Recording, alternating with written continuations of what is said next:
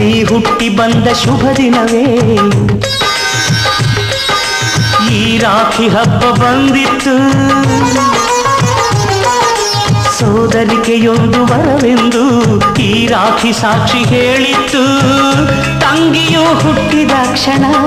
ಅಣ್ಣನ ಪದವಿ ಹುಟ್ಟಿತು ತಂಗಿಯು ಹುಟ್ಟಿದ ಕ್ಷಣ ಅಣ್ಣನ ಪದವಿ ಹುಟ್ಟಿತು ಗಂಡಿಗೆ ಗೌರವದ ಗರಿಯೇರಿತು ಮುದ್ದಾಗಿ ನೀನು ಅಣ್ಣ ಅಣ್ಣ ಅನ್ನೋದೆ ನನಗೆ ಓಂಕಾರ